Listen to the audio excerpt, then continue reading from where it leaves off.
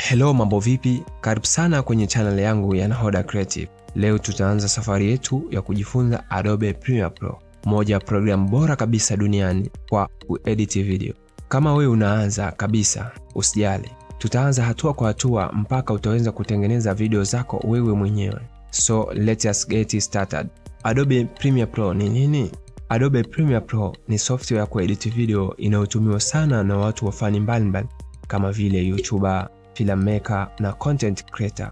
Ni programu inayotuwezesha kuunganisha video, kata, kuongeza muziki, maandishi, rangi na hata sound effect. Ukiwa na Premiere Pro unaweza kutengeneza video ndogo ndogo hadi filamu kubwa. Muundo wa program, yani interface overview. Adobe Premiere Pro ina sehemu kuu 4 muhimu ambazo tunapaswa kuzifahamu. Sehemu ya kwanza ni project panel. Hii ndio sehemu ambapo una input video, picha, audio na mafaili yako yote. Unaweza kuita kabati la vifaa vyako.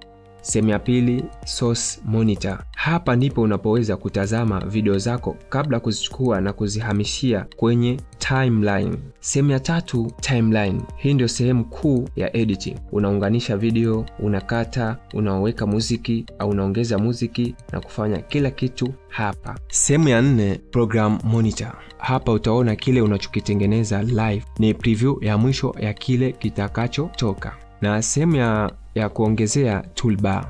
Hapa kuna zana kama selection tool, razor tool, yani hii inatumia kukatia video, hand tool na nyingine muhimu kwa editing. Tukiwa hapa, ili kuanzisha kazi mpya, hakikisha umefungua Adobe Premiere Pro yako. Kuna njia mbili ambazo tunaweza tukatumia kufungua new project.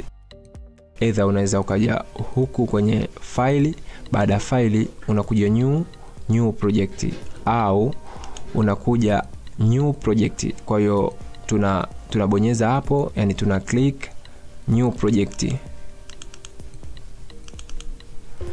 Baada hapo, kitu ambacho kinafuata, unaandika jina la project yako. Kwa mfano mimi naandika mafunzo ya Adobe Premiere Pro 01. Baada hapo, chagua mahali pa kuhifadhi project yako na kuja hapa browser.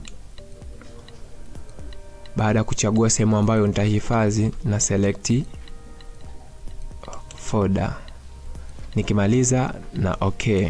Hapo tayari nimeshafungua new project mpya. Hii ilikuwa ni sehemu ya kwanza ya safari yetu. Tumejifunza Adobe Premiere Pro ni nini, tumeona muundo wa program na jinsi ya kuanzisha project mpya. Kwenye sehemu inayofuata tutaangalia jinsi ya kuinput mafaili na kuanza editing ya msingi. Kama umejifunza kitu leo, tafadhali bonyeza like, comment kama una swali, na usisahau kusubscribe ili usikose sehemu inayofuata. Mimi ni Nahoda Creative. Tukutane kwenye video ijayo. Asante.